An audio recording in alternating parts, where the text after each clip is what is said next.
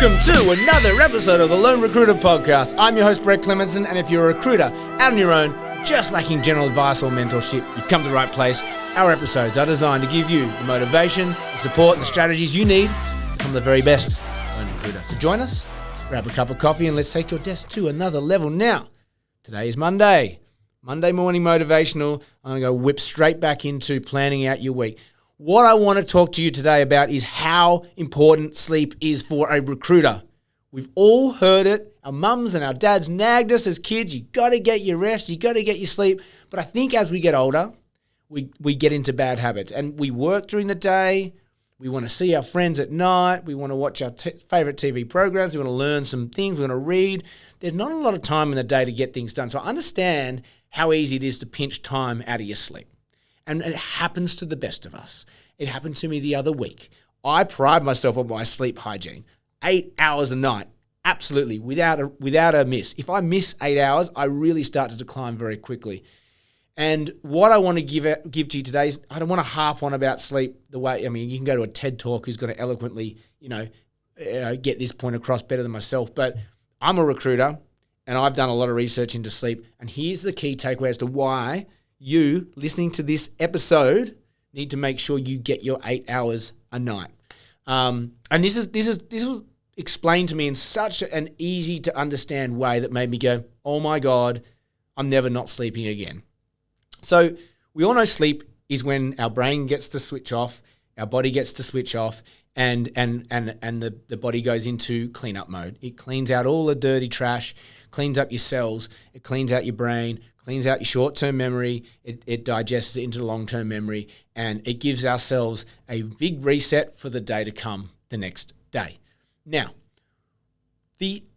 when you boil down what is happening in your brain when you sleep, it is as simple as you have the front part of your brain, which is what's happening today, and it fills up throughout the day, and then you have the main part of your brain, which is the deep storage and the like habitual stuff like like senses and movement and auto reflexes and things like that, and your memories and I guess your personality. But the front of your brain is what fills up during the day, okay? And if you've ever been there, you've had a really busy day, you've had calls, emails, meetings, met someone, lunch, and you get to the end of the day and your eyes feel like they're floating. All you want to do is close your eyes and go to sleep. That's because you're at capacity. Your brain is at capacity, right? And we all know that we don't operate very well when that is full. When the front of our brain is full of thoughts, of ideas, of conversations, of strategies, it's really hard to add more. And it's actually really hard to sort them out. So that's when sleep's required. It filters them through, it sorts them out, and it cleans it out. You need to make sure you get your 8 hours to completely clean that front part of your brain. Any less, and you wake up and there's still junk in the front part of your brain. Does that make sense? And that was the part that really made sense to me, is that if you got even just 6 hours sleep, which a lot of people go, well, I've got a 4-hour deep sleep period, I feel okay, let's go. If you are getting 6 hours sleep every night for a week versus someone who gets 8 hours sleep every night for a week, that's an entire night's sleep more the person getting 8 hours sleep gets, right? Not only that, we are recruiters. Our job, I know we've got our CRM, I know we've got our projects and our systems, I know we've got our ways of working, our rhythms and our cheat sheets and KPIs and things like that. But at the end of the day, when you are on a phone call with a prospect, a client or a candidate, you need to be on the ball because you are talking with people who know people that are roughly within your realm, and you've got to pick up on conversations you had last week, and you've got to remember a contact from another company that they might have worked with, and to really get to sound knowledgeable in your market and to really connect with these individuals, we need to recall vast amounts of information at the drop of a hat. And if you are sleep deprived, your brain ain't working that well. I can tell you that now. Not only that, if you are sleep deprived, you're getting 6 hours sleep a night as opposed to 8. You've got 2 more hours left of cleaning out of that front part of the brain that's not happening. So you wake up in the morning and your brain's already got some junk in it, right? And you do that every single day. Every single day you get 6 hours sleep. You're waking up with more and more junk in your brain. It can't clear it out. And that's when people start to go, I feel foggy. I'm feeling a bit flat. Oh, I just can't think. What is it? Maybe I need to quit alcohol. It's actually sleep's probably the most important thing you could do as a recruiter. If you're not getting your sleep, you are not able to function at a high level. Your brain is not as quick as it needs to be. And I can guarantee you a good night's sleep, you're going to wake up and have one of the best days of your recruiting life. Almost guarantee it. Because so many people don't get enough sleep. And they think they get enough sleep. And I'll add to that quality sleep. Having a whiskey or a wine before sleep, that's not good night's sleep. Your brain cannot flush itself out when it's trying to flush out toxins. It's as simple as that. So if you want to have an incredible run at recruiting and you're listening to this podcast, so something tells me that you're trying to sharpen your skills. Something's telling me you want to do better at what you do. Try doing Monday to Friday, no alcohol. So you get Sunday night, Monday night, Tuesday night, Wednesday night, Thursday night, 0 alcohol and 8 hours sleep, and tell me you didn't have a good week. I challenge you. You're going to have an amazing week. You're going to feel clear. Your stress levels will completely disappear. You'll be way quicker on the phones. You'll be more positive. You'll be more upbeat. You'll be more optimistic. And we all know when we're in that frame of mind, things just start to flow in recruitment. So there's your Monday morning motivation. Let's get stuck into it. So I want to plan out your week. Okay, grab a piece of paper.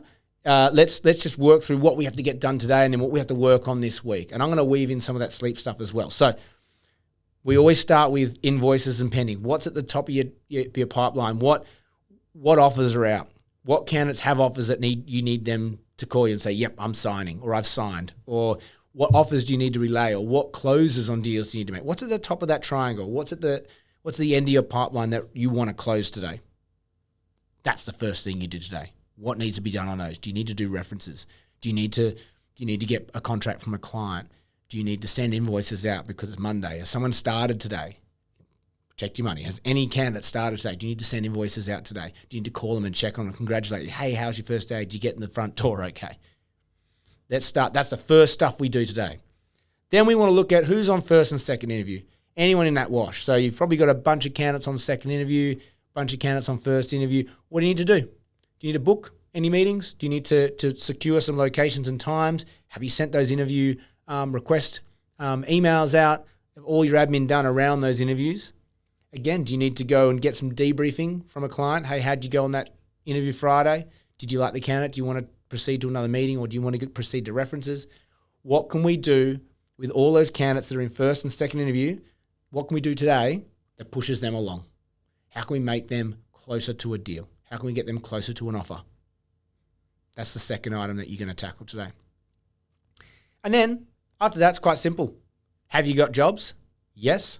Cool. We're generating. What are we doing? Projects in LinkedIn, hitting your database. Have you got a list of people you want to call for specific roles? Haven't got a job? Okay. Let's go hunting for a role, because we need to know what we're hunting for. Or maybe you're in a market where you don't really worry about roles. You just know that a good candidate will open the doors.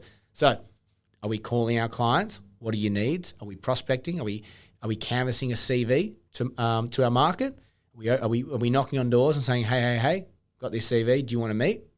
What are we doing to generate? We want to generate 2 new things this week, okay? So if you've got a role, we want 3 to 4 candidates presented to the client and hopefully on interview by the end of this week. And if you haven't got any roles, well, we need to look at candidates and go, how many interviews can we get for these particular CVs that we've got? If you've got a CV, can I get them 2 or 3 interviews?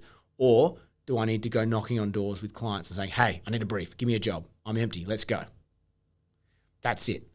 Now what I want you to do on your to-do list as well is work out when you're going to do those projects, when you're going to do the project to find CVs for the roles you got, and when you're going to do the door knocking or the canvassing calls to generate further future business. I also want you to mark down what time you wake up in the morning every day and what time you go to bed at night so that you get your 8 hours sleep this week. And I want you to really track how you feel every day with this much sleep. Because I almost guarantee by the time you get to Friday, you'll be exhausted because you'll get a lot done. But it's a different exhaustion. It's like I've done a lot. I've achieved a lot exhaustion, not, oh my God, my brain's weighing me down because I've actually had 1 whole night's less sleep than someone who got 8 hours sleep because I only got 6 hours sleep. Okay? So let's start this week with a bang. Let's get into some really good healthy habits when it comes to our sleep. Let's plan out this week. Keep it really simple. Stupid. I love that saying. Joe Markham. Keep it simple, stupid. And let's get to the end of this week. Let's track our sleep. Let's see how we feel. Let's have a ripper of a week. That's all I had time for you today. Have an amazing day. As always, if you got anything out of today's episode, please share, subscribe, like, give us a review. Helps us grow. We love it. Have an amazing day. May all your deals come true.